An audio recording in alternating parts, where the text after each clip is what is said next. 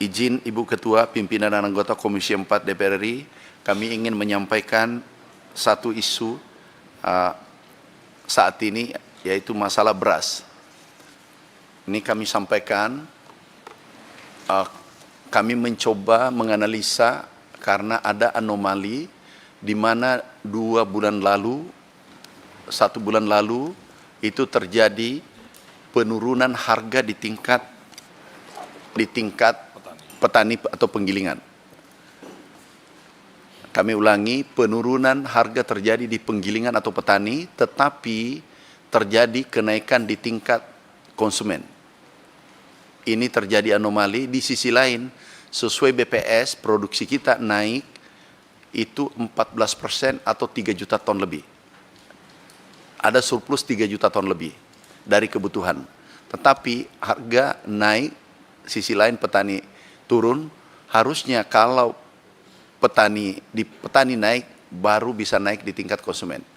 Sehingga kami mencoba mengecek, ada seluruh Indonesia, ada 10 provinsi penghasil beras terbesar, kami cek 268 merek. Kami cek seluruh Indonesia. Kemudian kami lakukan sampel, itu kami juga cek di lab. Maaf Pak Menteri, tadi laporan mengenai 2024 sudah selesai ya? Sudah. Jadi ini Bapak melaporkan ada tambahan isu-isu yang berkembang di masyarakat. Baik, silakan.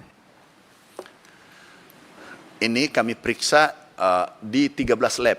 Kami khawatir kalau ada komplain karena ini sangat sensitif. Dan ini kesempatan emas bagi Indonesia untuk menata tata kelola beras karena stok kita besar. Jadi kami tidak khawatir ada kegoncangan karena stok kita ada 4 juta ton. Kemudian yang kedua, kita keluarkan seperti arahan Ibu Ketua kemarin, beras kita sudah mulai keluarkan 360 ribu ton, tambah 1,3 juta ton. Kemudian ini 85% yang tidak sesuai standar. Ada yang dioplos, ada yang tidak dioplos, langsung ganti kemasan. Jadi ini semua beras curah tetapi dijual harga premium. Beras curah tapi dijual harga medium. Dan labnya kami pakai 13 termasuk Sukopindo. Ada 13 seluruh Indonesia karena kami khawatir kalau ada beda hasil dari lab. Jadi kami sangat hati-hati Bu Ketua. Ini yang terjadi. Sekarang HET 60% yang tidak sesuai mutu, ada yang mengurangi ukuran 5 kilo tapi 4,5 kilo. Dan ini total nilainya setelah kita kali jumlah beras yang beredar itu 99 triliun. Nah, ini tidak cukup. Ada lagi penemuan Satgas karena kami bergerak bersama Satgas dan perdagangan, kami kontak Menteri Perdagangan. Sebelum bergerak kami sampaikan dan hasilnya kami sampaikan. Ternyata juga 2 hari lalu perdagangan turun. Alhamdulillah juga hasilnya tidak jauh. Dari 10 sampel diambil merek, itu 9 yang tidak sesuai. Hanya 1 yang sesuai. Jadi 90%. Kalau kami temukan 86%, kalau perdagangan temukan 90%. Kalau ini bisa diperbaiki, Bu Ketua, ke depan ini sangat penting.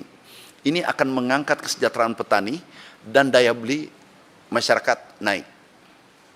Ini harus kita jaga kesempatan karena stok kita banyak. Nah, alhamdulillah kemarin kami cek merek yang sudah diumumkan itu sudah mulai sebagian, belum seluruhnya Bu, itu menarik dan mengganti harganya. Harganya sesuai standar dan kualitasnya sama. Itu yang terjadi. Ini sudah ada perubahan Bu. Ini sangat drastis. Setelah kepolisian, kami sudah menyurat, 212 kami menyurat langsung ke Pak Kapolri dan Kejaksaan Agung. Tanggal 10 sudah diperiksa, ada 26 merek. Dan menurut laporan yang kami terima, bahwa mereka mengakui. Sekarang terjadi ini Bu, pergeseran. Kita bersyukur dari yang tidak sesuai, ini tidak awalnya. Itu yang medium Pak. Medium. Premium, jadi beda.